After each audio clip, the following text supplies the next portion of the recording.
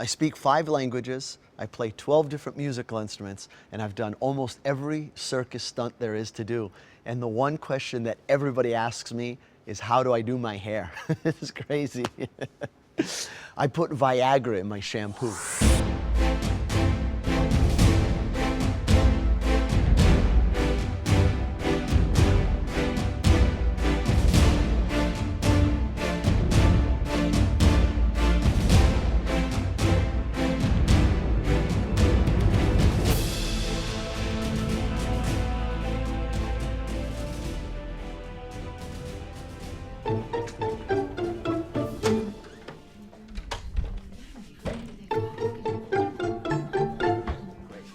Good. So then, at least we came in. This is my dressing room. Here's where the magic happens. Okay. About to get ready, okay? All right. But, gotta close your eyes just for a second. I'm gonna change. My name is Bello Nock. I'm a clown, but not like any other clown. I'm a comic daredevil. Basically, I do funny things in a dangerous way, and then do dangerous things in a really funny way. If applause is like money in the bank, I have so much money, I guess you could say I have money to burn. I think that's funny. Well, it's dollars, not euros. They're worth less, but either way, it's all the same. Hans Klok. I come from 7 generations of circus from both sides of my family, from my father's side and my mother's side. Mother from Italy, father from Switzerland, and I never really fit into my family because they were very aristocratic, you know, very well known, but they were daredevils. There was never any force by my parents. They just said I had to try it, just try it, for 30 or 40 years. After that, I was free to make any decision I wanted. So I think I have about 3 or 4 more years left, and then I can make my own decisions. I was the only redhead, a little bit of a goofy kid, and I was taught to do the daredevil stunts, but I loved making people laugh because it came natural. No matter what I did, even if I walked to school, people laughed at me. So I figured, hey, I found what I'm gonna do in life. The measurement of my hair, you use meters here, but in America we use feet, and my hair is 1 foot tall. See, look, it's 1 foot tall. See? Boy, that joke stinks. Phew. I'll stick to silent comedy. All right. Different members of the family have also worked here in the building. I think it's very, very likely that Mr. Oscar Correa and someone in my family, whether it be my great-great-great-grandfather or great-grandfather or great-great-great, and Mr. Oscar Correa, paths had crossed and worked together. If I needed to explain what makes the Correa Theater better or different than any other theater, I actually get the hair standing up, the goosebumps, just thinking about what it is. But if I had to sum it up, that's the stage, this is the seating area, it can be transformed. We can now put seats on the stage, have a show in here that equals it. Technically, it's unheard of.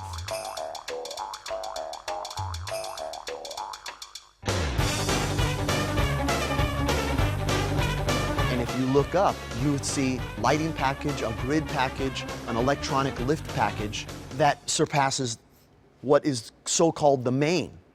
And that's higher quality than you'd find anywhere else. Then comes the people that work here that are the heartbeat. They come here not for the paycheck. They come here to do the best job for the honor of the tradition of Correa. And then if you mixed all that together, you can't forget the tradition of the Correa Theater. There is something in the atmosphere here. It's not something you can grab or put your fingers on, but there is just a feeling in this air, through these hallways, in this performance area, sitting in these seats, have been the top celebrities of the world, top performers, audience members, generations of people that have come and oohed and awed over things. And if they remember or don't remember what they saw, they remember where they saw it. Mesdames, Mesdemoiselles, Messieurs, comme vous le savez, ce soir nous commençons le spectacle un peu plus tôt. Ceci est votre 15 minutes d'appel. 15 minutes. Merci. The preparation for an actual show, it isn't like you're going to spend hours trying to obtain any amount. You're here because you've obtained an amount. Then you have to say to yourself, so you spend, instead of like a boxer has got to hype himself up to get ready for a fight, time for the show, time to go. Here you almost have to calm yourself down and say, okay, it's not that special. It's not that special. You have to almost have to tell you, it's okay. Treat it like any other performance. How do you get out of this place? The buzz that happens, you have to keep telling yourself, it's not special. You have to lie to yourself. But at the same time, once that magic happens of it's showtime, it goes into you just do what you do what you practiced years and years of your life to do, and the outcome is always, hopefully, you know, the best. Grote eer, publiek. Namens de directie van het Koninklijk Theater Carré, Stardust Circus International en Interpresario heet ik u van harte welkom. En ik wens u heel veel plezier toe bij dit 27e Wereld Kerst Circus.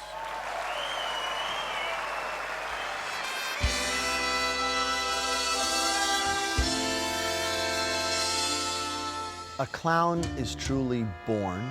You can learn jokes, you can learn to make people laugh, you can learn to do things that are funny.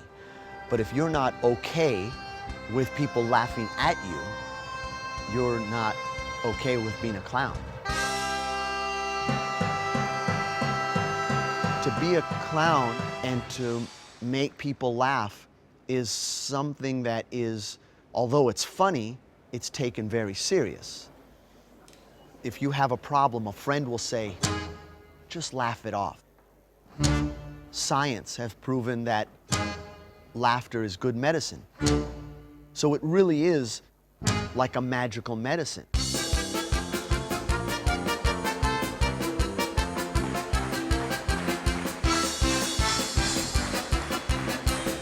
People have said that you could come to a show and for 2 hours, 3 hours, whatever long the show is, you can forget about the headaches and heartaches of life. For some reason, you come into this world and you forget about it because you actually see people fly through the air. It's, you know, there's just a magic that happens here.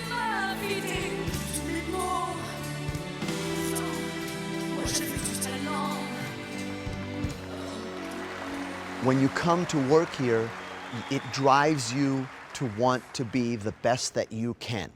Because there's a sense of, if someone wants to climb something, you'd want to climb Mount Everest, right? The problem is when you get to the top, when you summit Mount Everest, you look around and then you say, all right, what's next? It's a tough position to be in. Well, we don't have that problem here, because once you do a performance and you're on your toes and you know that these people have seen a lot and they expect to see the best of the best, we try to give it to them.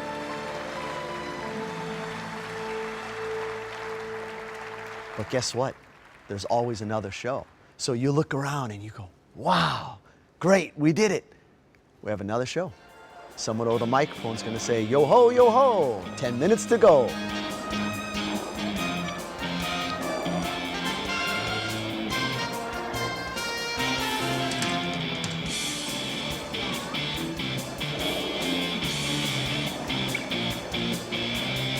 It's very rare that so many stars work together.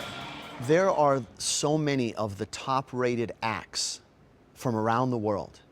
And usually, one circus or any other show can afford to bring you one featured, one Golden Clown winner, one star.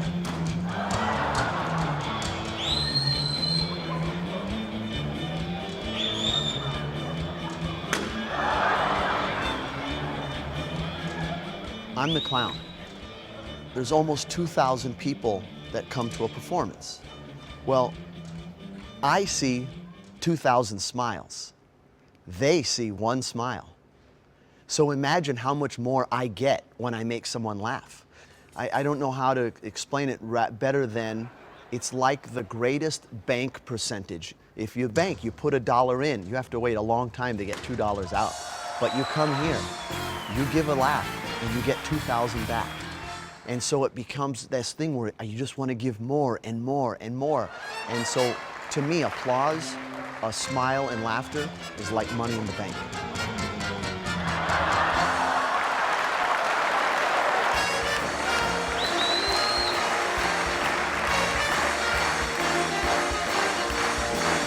Because we know that this is more than a job, it's a lifestyle. It's only an accomplishment. People who are going to perform in the circus and then get to a level of performing here in this ring, they are absolutely equal to an Olympic athlete, to someone who wins an Oscar.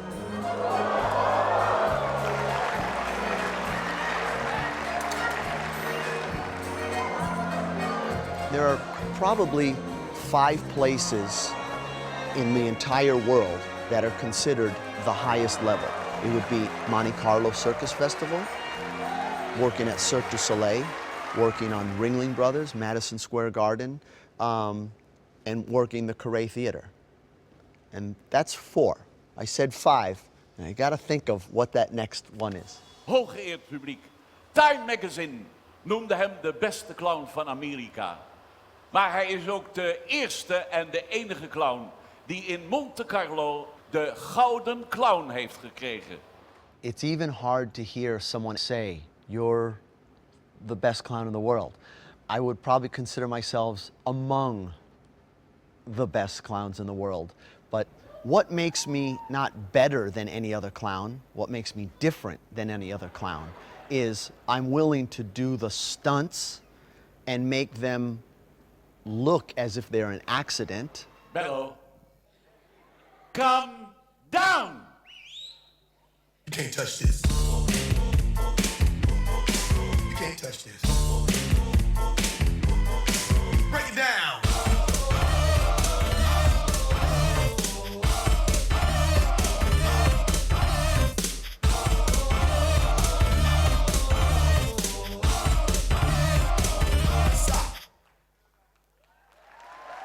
Entertainment is an ego-driven world, and that's what we do. We come to a town and say, look at me, and we do a show, and right?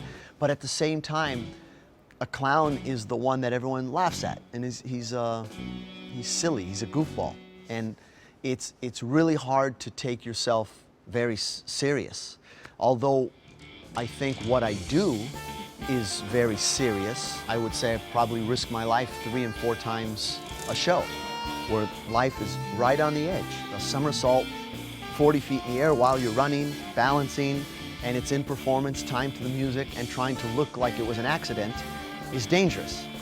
But I don't look at it as dangerous. I just look at it as it's part of the story.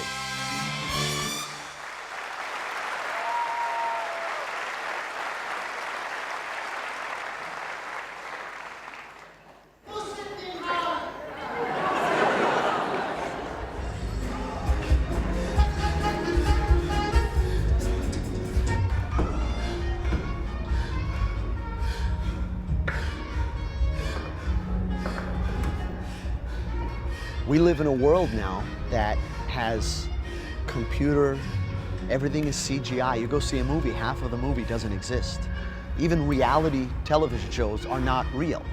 The ultimate reality show is this right here, when you can have 2,000 people come together, enjoy something all at the same time, 15 different countries come together, speaking so many different languages and blending together. You couldn't duplicate it anywhere else. And that's the magic of circus, that's the magic of what happens here at the Carré Theater. And may all your days be circus days. Wel thuis en tot ziens!